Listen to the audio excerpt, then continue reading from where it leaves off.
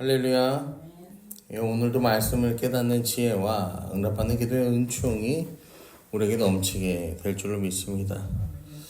우리가 이 역대상을 시작하면서 열왕기와 역대기의 차이에 대해서 어제 말씀을 드렸어요.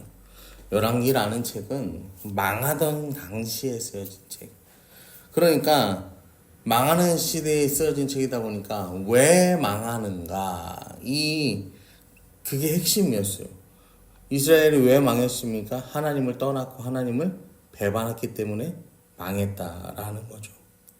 그래서 이 신명기적 관점으로 우리가 해석을 해보면은 이게 뭐냐면은 복을 선택하든지 저주를 선택하든지.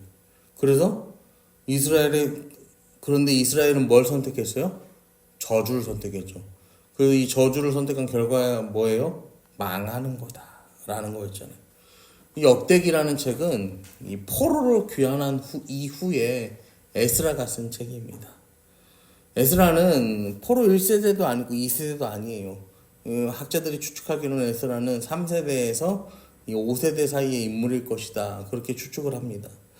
여러분, 그러니까 에스라는요, 왜 망했는가 보다 이 새롭게 주어질 희망의 관점을 두는 거예요.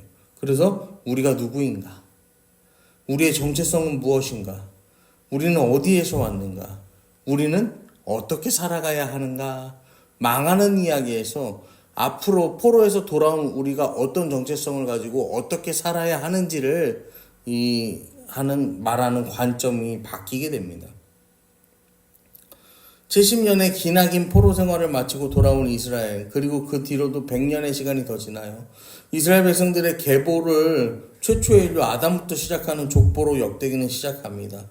그리고 단순히 아브라함 자손 다윗의 후손을 뛰어넘어서 하나님의 손길로 만들어진 백성이라는 이 정체성을 심어주는 거예요. 그리고 오늘 본문에서는 이스라엘 민족들이 아주 특별하게 여기는 그 특별한 가족, 야곱의 12아들이 등장하는 거죠. 오늘 말씀 이렇게 시작합니다. 이스라엘의 아들은 이러하니. 야곱의 이름, 야곱인데 야곱의 이름은 이스라엘이라고 불러요. 야곱이요, 사실 그렇게 좋은 이름은 아닙니다. 야곱은 이 쌍둥이형 에서의 발목을 잡고 나오잖아요. 그래서 야곱이라는 이름은 발목 잡는 자, 속이는 자, 이런 이름의 뜻을 갖고 있어요. 그렇기에 이 한 나라의 국부의 이름으로 사용하기에 야곱이라는 이름은 좀 그래. 우리 식으로 하면 그런 거죠.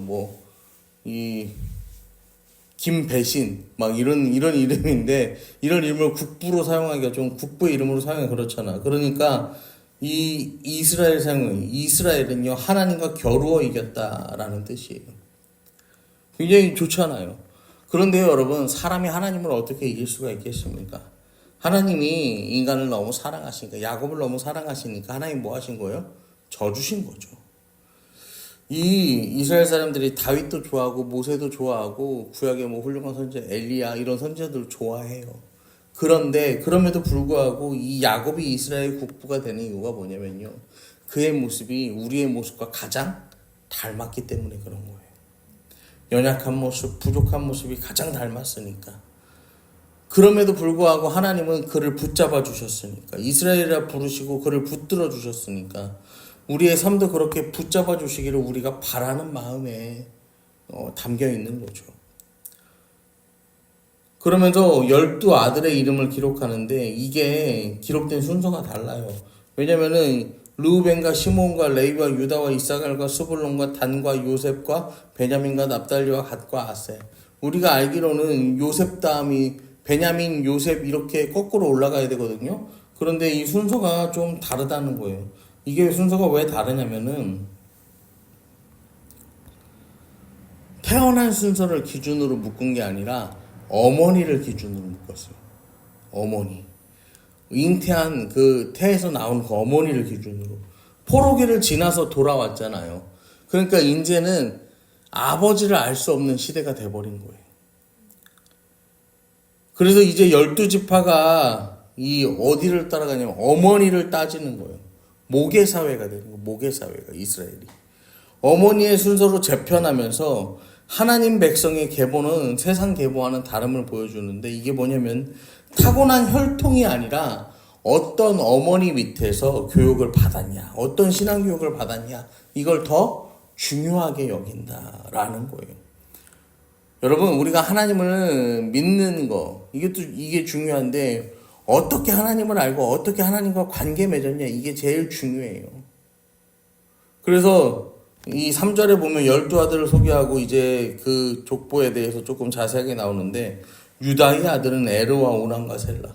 여러분, 르우벤과 시므온이라는 첫째, 둘째 아들을 제치고 유다가 제일 먼저 등장하는 거예요. 3절과 4절에 보시면요, 유다의 이름이요, 6번이 등장합니다. 성경 2절에 유다라는 이름이 6번이 등장해요. 여러분, 유다는 아무 자격도 없는 사람이에요. 왜냐면 유다는요, 결혼도 막 했어. 이방 여인이랑 그냥 막 결혼했어. 그 다음에 그 아들도 악해. 아들도 하나님의 율법을 제대로 지키지 않잖아요. 그 다음에 자기 아들 베레스와 세라는 또 어떤 아들입니까? 며느리 다말을 통해서 낳은 아들이에요. 인간적인 족보로 보자면 이 유다의 족보는 말도 안 되는 족보거든요. 그런데요, 하나님은 12아들 중 4번째 아들, 정통성도 하나도 찾아볼 수 없는 이 가문을 사용하세요. 왜요? 하나님 앞에 쓰임받는다라는 것은요, 자격이 아니라 하나님의 선택, 하나님과의 관계가 중요하기 때문이에요. 이 가문이 선택받은 이유가 역대상 오늘 본문 2장 12절부터 나오거든요. 보아스는 오벳을 낳고 오벳은 이새를 낳고 이새는 맏아들 엘리압과 둘째로 아비나답과 셋째로 시므아와 넷째로 느다넬과 다섯째로 라떼와 여섯째로 오셉과 일곱째로 다윗을 낳은. 유다가 하나님께 인정받고 선택받은 이유가 뭐냐면요, 그 혈통에서 누가 태어났다라는 거예요? 다윗이 태어났다라는 거예요. 역대기는 철저하게 하나님 중심의 책이고 성전 중심의 책이고 다윗 중심의 책이에요. 그래서 다윗이 중요한 거예요. 그래서 다윗이 태어난 가문, 유다의 가문이 중요하고, 그렇기에 하나님이 언약을 주신 그 유다가 오늘 본문 2장에서 등장하는 거예요. 여러분, 이 세상에서요, 이 자랑할 만한 가문이요, 뭐 얼마나 되겠습니까? 얼마나 있겠어요? 이 조선시대의 초기에는요, 양반의 비율이 1%입니다, 1%. 근데 이제 후기를 향해 달려가면서 특별히 이제 이 왕의 혈통도 이 옅어지는 이 조선 철종, 이 시기로 가면요, 이 70%가 양반이 돼요.